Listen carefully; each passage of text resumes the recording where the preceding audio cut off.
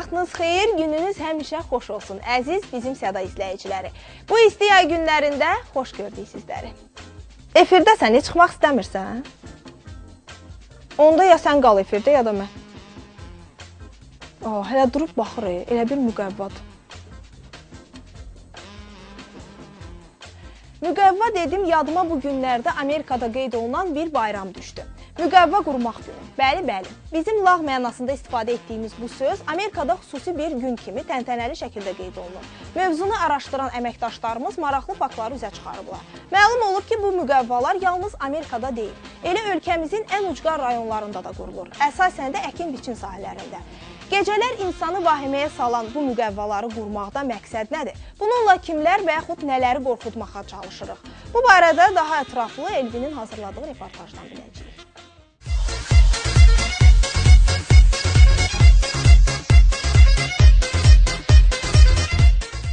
Yəqin ki, müqəvva deyəndə bir çoxları düşünəcək ki, söhbət kifayət qədər sakit.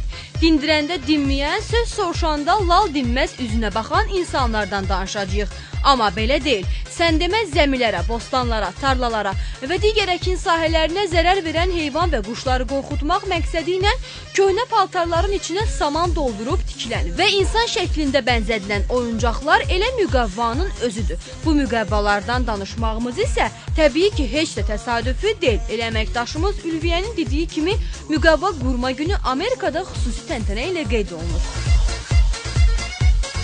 Amerikanlarda, Ruslarda çuçila, Azərbaycanda isə dədə-babadan oyuq adlandırılan bu müqəvvalar gerçək olan bir əşyanın oyuq formasıdır. İnanclara görə qədim insanlar ruhların yardımına inanıb, hər şeyin bir sahibi olduğunu düşünüblər. Onu da deyək ki, bu ibtidai bir inanc olmasına baxmayaraq, bugün də əksər ölkələrdə ayin kimi icra edilir. İnsanlar özlərinin fiziki şəkildə, yəni reallıqda həyata keçirə bilmədikləri arzularını, istəklərini müqəvva qurub ruhları köməyə çağırmaqla əldə etməyə çalışıblar. Sonralar bu inanc zaman-zaman özünün ritual funksiyasını itirib, məişət hadisəsinə çevrilməyə başlayıb. Tutaq ki, bir evladı olmayan adamın bir müqəvvadan bir uşaq formasında düzəldib onun qucağına verirlər və o vasitə ilə onun evlada sahib olmasını ruhların köməyi ilə təmin edə bilirlər. Uşaqları himayə edən ruh, umay ruh. Umay evləri gəzir və evlərdə görür uşaq var, o uşaqları himayə edir. Ölkəmizin əksər bölgələrində də, rayon və kəndlərdə də qurd-quş qovmaq üçün müqəvvalar qurulur. Əsasən Şirvan və mərkəzi Aran rayonlarında bostan ətrafında gəzdikdə hər sahədə bir müqəvva mütləq tapılır. Bu müqəvvalar əsasən ağac və taxtadan qurulur. Əkin sahibinin köhnə paltarları geyindirilir və becərilən sahənin mərkəzinə sancılır. Bu da həmin sahənin sahibsiz olmadığını, güya sahədə kiminsə gəzdiyini göstərmək məqsədi daşıyır. Əsasən qarğadır, saxsağandır, ondan sonra müəyyən quşlardır, gəlir ev məhsulu məhv edir. Onun bir yerini beşərə dimdiyi ilə vurdusa həmən bitki getdi, çürüyür ya məhv olur da. İndi ondan ötərdi ki, onu da qoymuşdur ki, quş, nə bilim, müəyyən heyvanlar yaxın gəlməsin. Elə rastında müqəvvalara oyuqla yanaşı qorxuluq deyənlər də az deyil. Bu müqəvvaları görən quşlar, vəhşi heyvanlar onu həqiqi insan zənn edib əkin sahəsinə girməkdən qorxub uzaqlaşarlar. Sahədən məhcə biraz məsafə aralıdır, həm də pastayan da burada ola bilmirik. Ona görə də orada olur ki, elə elə bilir ki, insan var, hər saat elə çox ziyanlıq varmış. Öyrəşmir onun orada durmağına? Yerin dəyişir də tədricən elə, gündə gələndə bir yerdən bastırır. Müqəvvanın real gerçək funksiyası da var. Hətta onların qurulmasında heyvan başlarından da istifadə olunur. Bunun üçün at, it skeletlərinə daha çox yer verilir. Bostanın hasarına, evin çəpərinə taxılması isə at toteminə mənsub olan müqəvvaların totem əcdadlarından yardım etmək istəməsi anlamına gəlir. Belə insanlar başı taxaraq totemlərin onları qoruyacağına inanırlar. Bununla da gözdəymənin qarşısını aldıqlarını zənn edirlər. Adam şəklində düzəldirlər. Bunun yenə də deyirəm, əski mənası bir növ bostanın hami ruhudur. O bostanın qoruyucusudur, amma o bostanın animist inanclar çərçivəsində qoruyur. Yəni sakral bir qoruma daşıyır. Fiziki mənada bir oyuq bir bostanı qoruya bilməz, elə deyilmi? bunun qorunması sakral bir qorumadır. Əsasən müqavilələrə bölgələrdə rast gəldiyini bizimlə bərabər elə siz də öyrəndiniz. Bəli, hektarlarla əkin, bostan sahələri məhz elə müqavilələrin sayəsində qorunur. Yaxşı, bəs bu şəhər sakinləri öz məhsullarını necə qorumalıdır? Məncə elə bu təcrübəni burada da sınasaq heç də pis olmaz. Elə isə başladıq.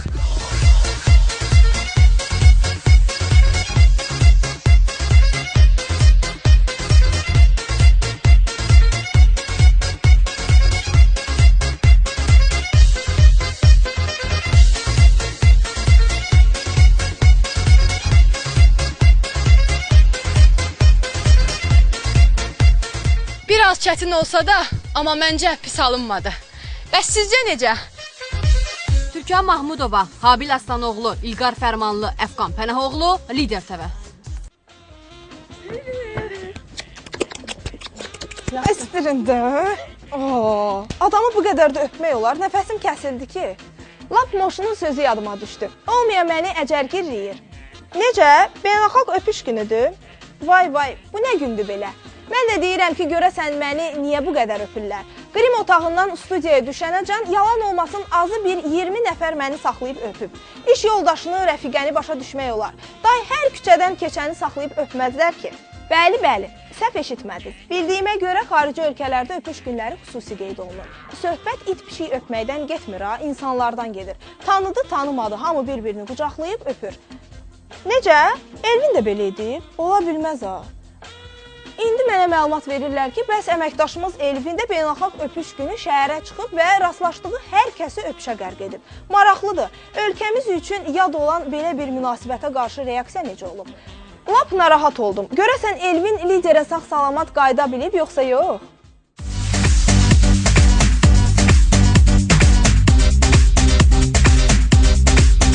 İnsanların niyə öpüşdükləri elmə bəlli deyil. Bu haqda çoxlu fərziyyələr, fikirlər mövcuddur. Mütəxəssislər öpüşməyi ilk canlı varlıqların, qədim primatlar tayfasının yeməyi ağızlarında çeynəyib bir-birlərinə ötürməsi ilə bağlayırlar. Kişi ilə qadının öpüşməsi ilk dəfə 16-cı əsrdən Fransadan başlayıb. Fransız öpüşü də məhz buradan yaranıb. Bu gün öpüşmək dünya ölkələrinin əksəriyyətinin nikah mərasimlərində də xüsusi qeyd olunur.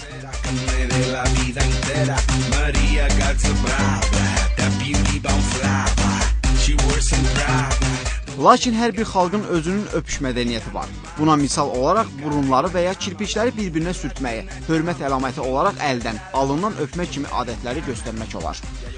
İnsanlarımız, xüsusən də dünya ictimaiyyəti müxtəlif ekoloji, ictimai hadisələr zamanı öpüşdən bir kreativ vasitə kimi istifadə edirlər. Düzdür, Azərbaycana baxanda biraz fərqlidir. Sevgililər görüşürlər və yaxud tanış olan qadın kişi görüşür və heç kimə fikir vermədən öpüşürlər. Dünyada bu üsuldan artıq imtina etmək biz görürük. Çünki bu intim tərəfidir, məlhəm tərəfidir və bugünkü dünya öpüş günündə də biz bunu görürük ki, belə vaxtları insanlar daha çox təbiət tərəflərə, daha gizli, məlhəm yerlərə gedirlər. Tədqiqatçılar iddia edirlər ki, öpüşmək arıqlamağa da kömək edir. Onların hesablamalarına görə 2 dəqiqəlik ehtiraslı öpüş zamanı 2 kalori yanır. Öpüş qırışların profilaktikası üçün də əla vasitədir. Üzün 30-a yaxın əzələsini hərəkətə gətirir. Öpüşmək və buna oxşayan davranışlar heyvanlarda da var. Məsələn, meymunlar arasında şimpanzenin öpüşü insan öpüşünə daha çox bənzəyir. Delfinlər bir-birlərinin üzündən, canavarlar dodaqlarından, itlər sahiblərinin üzlərindən öpürlər. 6 iyul Ümumdünya Öpüş günüdür. Bu bayram ilk dəfə Britaniyada yaranıb. Sonra Ümumdünya statusu qazanıb. Bu günlə bağlı hətta bir çox ölkələrdə müxtəlif müsabiqələr də keçirilir. Ən uzun öpüş, ən gözəl öpüş və s. və ilaxır. Yeri gəlmişkən ən uzun öpüş rekordu 2012-ci ilin fevralında Taylandda qeydə alınıb. Həmin öpüşün müddəti 50 saat 25 dəqiqə 1 saniyə olub. Ara, turist.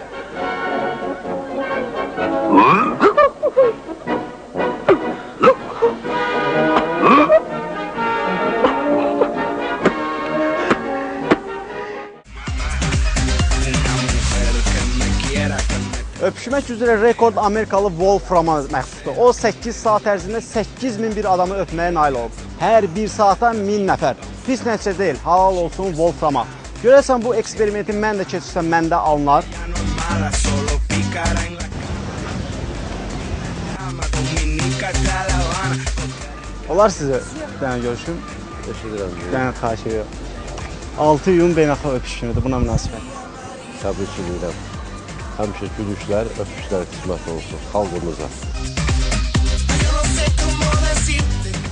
Yaxşıyam.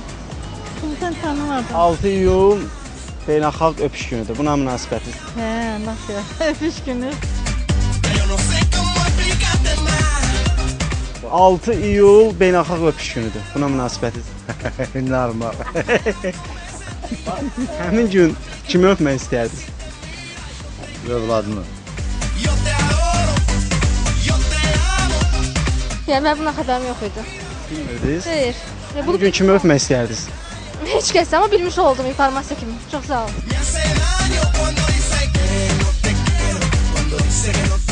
Olar deyirəm siz öpün.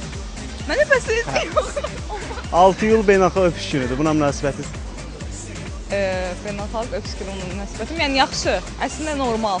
Amma ki, yəni ki, tanıdıqlarımızı, sevdiklərimizi, ailəmizi.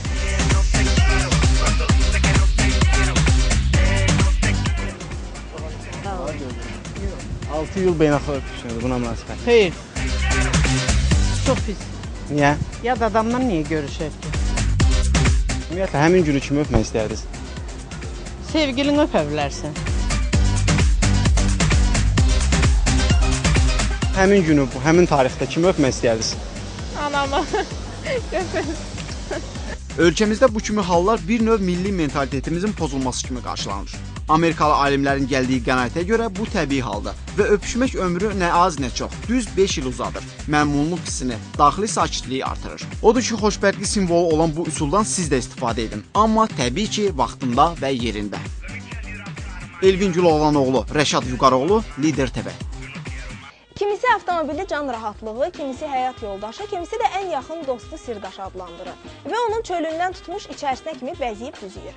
Kimisi maşının fənərlərini, siqnalının səsini dəyişdirməklə ona gözəllik verməyə çalışır, kimisi də bahalı nömrələr taxmaqla. Bu öz yerində. Son vaxtları isə laminat avtomobil aksesuarları yaman dəbənilib. Müxtəlif ifadələrin olduğu bu laminatlarda daha çox diqqəti cəlb edən isə orada yazılan sözlərdir. Məsələn, sükan arxasında avtoşdur, mənə baxan gözləri sevirəm. Köhnə Sovet maşınlarında isə daha çox Zato kredit deyil yazılan aksesuarlara rast gəlinir. Əməkdaşımız Nurlan isə araşdırıb ki, əslində avtomobillərə vurulan bu aksesuarlar həmişə olub. Ancaq hansı məqsəd daşıyıb belə bayağı ifadələr əvvəllər də olubmu? Bunu da Nurlanın hazırladığı reportajdan biləcəyik.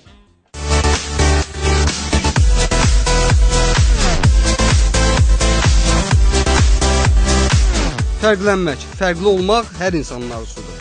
Ona görə də hərə bir yolla fərqlənməyə çalışır. Elə avtomobil aksesuarları ilə bir-birindən seçilənlər kimi. Xüsusilə də gənc sürücülər onların dili ilə desək, Zarlyom Ucarlı, Zarlyom Abdoş, Fatma Gülün suçu nə, apteçkanı medsestraya dəyişirəm və bu kimi müxtəlif aksesuarlar yazılan ifadələri avtomobillərindən asırlar.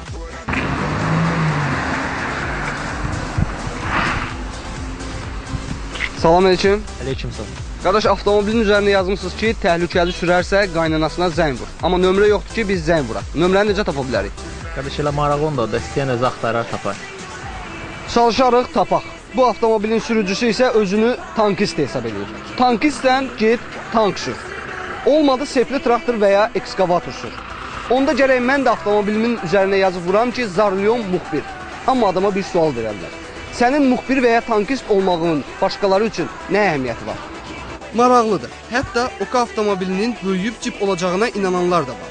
Digər sürücü isə evli olduğunu və kimlərəsə ondan uzaq durmaları üçün bu vasitəyə əl atdığını deyir. Qeyd edək ki, bu cür ifadələrə əksər avtomobillərdə rast gəlmək mümkündür. Məsələn, bu Vaz 2104 markalı avtomobilin sürücüsü isə Zato ne kredit deyərək yaşı bəlkə də məndən böyük olan Jigulisi ilə fəxr edir. Bununla həm də avtomobili kreditdə olan sürücülərə acıq verir.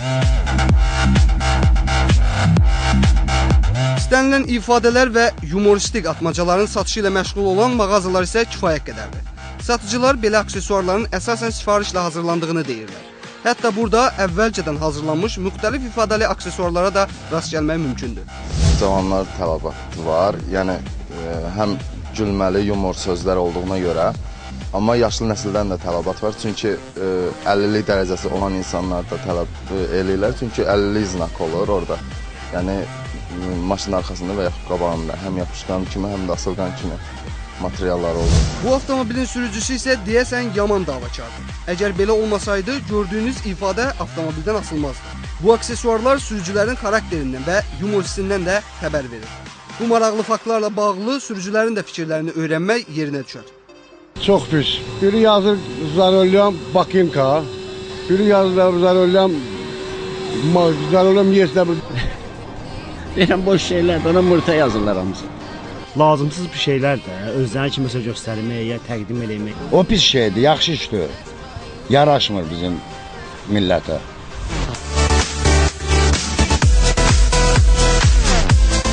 Əksəriyyət bunu sosial mədəniyyətsizlik kimi qəbul edir. Ekspertlərin fikrincə isə belə aksesuarlar qanunla qadağan olunub.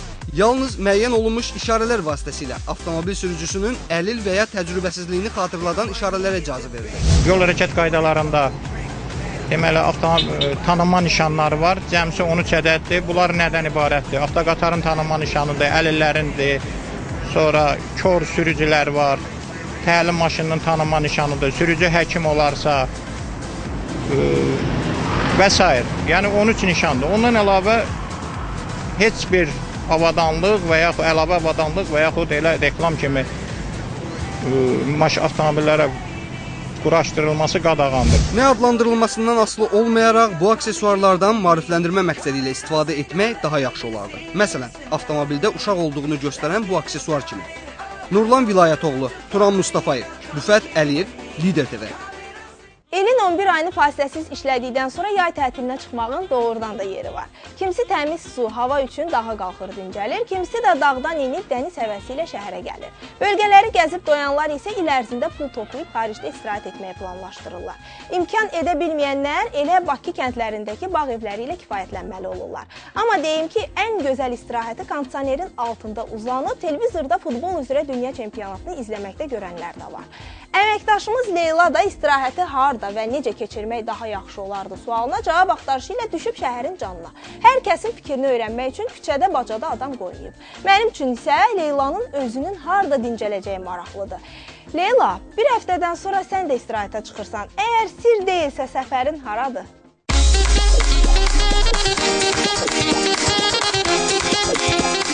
Yay mövsümü başlayar-başlamaz artıq harda istirahət etmək, dincəlmək olar kimi planlar qururuq. Təbii ki, hər kəs özünə və belə desək cibinə uyğun istirahət etməyi düşünür. Paytaxt sakinlərini sorğu-suala tutmaqda da məqsədimiz elə bu oldu. Gəlin görək, onlar istirahət üçün xarici ölkələrə üstünlük verirsiniz, yoxsa elə gəzməyə də, ölməyə də vətən yaxşı deyib bölgələrimizdə dincəlməyi planlaşdırırlar. Bilgə daha yaxşıdır hamısından. Naftalan da ondan da yaxşıdır. Yayda Nabranda. Türkiyədən yayda. Mən yayda heç yerdə, elə burada qalacaq. Gözlədiyimiz kimi cavablar müxtəlif oldu. Kimi çimərlikdə, kimi bağda, kimi isə ümumiyyətlə xaricdə istirahət etmək fikrindədir. Xaricdən söz düşmüşkən turizm şirkətlərindən onu da öyrəndik ki, bu yay dincəlmək üçün Gürcüstan, Misir, Yunanistan və İtaliyanı seçənlərin sayı daha çoxdur. Hər il olduğu kimi bu ildə kifayət qədər insan ölkə hüdudlarından kənarda istirahət etməyi qarşısına məqsəd qoyub. Belə də ki, varlığa nədarlıq. Ənənəvi populyar istiqamət olaraq Türkiyə Cümhuriyyətidir, həmişəki kimi birinci yerdə. Deməli, ayrı-ayrı regionları, Antalya, Bodrum, Kuşadası və s. Son zamanlar Azərbaycan vətəndaşlarının, belə deyək ki, maraqları daha da genişlənib, daha çox egzotik ölkələrə səyahətlər təşkil olunmağa başlayıbdır. Yəni, son 3 ildə bunun şahidi oluruq. Belə ki, Seyşel adalarıdır, Kanar adalarıdır, Bali, Singapur və digər Malayziya və digər istiqamətlər hal-hazırda Azərbaycan vətəndaşlarının marağına səbəb olur. Amma qəhrəmanımız Rəşad Süleymanov yayın dadını bağlı çıxaranlardandır. Deyir ki, elə bir yay mövsümü olmayıb ki, dincəlmək üçün bağa gəlməsin. O, buradakı rahatlığı və sakitliyi heç nəyə dəyişə bilmədiyini də gizlətdir. Burada uşaqlığım yadıma düşür, burada keçmişim yadıma düşür. Burada hər bir ağacın, elə ağac var ki, bu ağacı mən özüm əkmişəm. Baxıram ona, uşaqlığım yadıma düşür, necə burada qaçırdım, yıxılırdım, dururdum, onlar yadıma düşür. Çoxları dənizə gedir, çoxları xarici ölkələrə gedir. Amma valla mənim üçün bura xarici ölkədir, bura dənizdir, hər şey buradır. Rəşadın sözlərinə görə bu bağ evi ona babasından qalıb və 9 ildir ki, burada dincəlir. Yalan ya doğru deyir ki, hansısa xarici ölkənin lüks nömrəsini belə bu məkana dəyişməz. Çimərlikdən başqası yalandır deyib, öz istirahətinizi dəniz, qum və günəş vannası qəbul etməklə keçirənlər isə yenə çoxluq təşkil edir. Burada həyat başqadır. Duzlu suda üzüb özünü quma bastıran kim, çimərlikdə futbolu, basketbolu oynayan kim.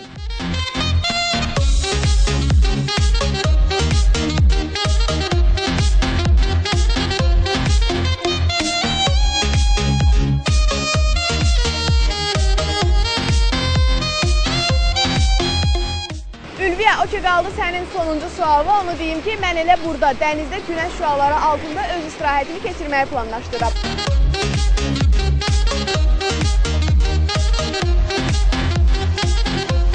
Sonda isə onu deyək ki, istirahəti harda etməyinizin fərqi yoxdur. Əsas olan bütün ilin yorğunluğunu ürəyiniz istədiyi kimi keçirmək. Daha doğrusu, bu yorğunluğu canınızdan çıxara bilməkdir.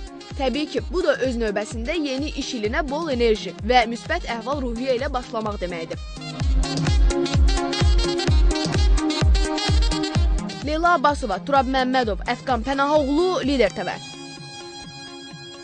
Bax belə, həftə ərzində hazırlayıb ərsəyə gətirdiyimiz sujetlər bunlar idi. Vaxt edib baxa bilənlərə dərin təşəkkür, izləmək imkanı olmayanlara isə vaxt itirmədən bizim Sədanın YouTube-dakı səhifəsinə baş vurmağı tövsiyə edirik. Bizdən isə bu qədər. Sağ olun, salamat qalın. Salam, salam. Köynəyim yandı, yara yerdə. Özəki kağızı qoymuşam sizə, kağızın yazıları da çıxdı köynəyimə. Bax belə, vaxt, bir də, bölgələri gəzib doyanlar il ərzində pul toplayıb xaricdə istirahət etməyə planlar. Televizorda futbol üzrə dünya çempionları yazılan aksesuarlara rast gəlinir. Əməkdaşımız Nurlan isə orada çaşdım. Vay vay. Bugün bu nə gündür belə? Hanı? Necə? Ola bilməz ha. Olub mu? Olub mu?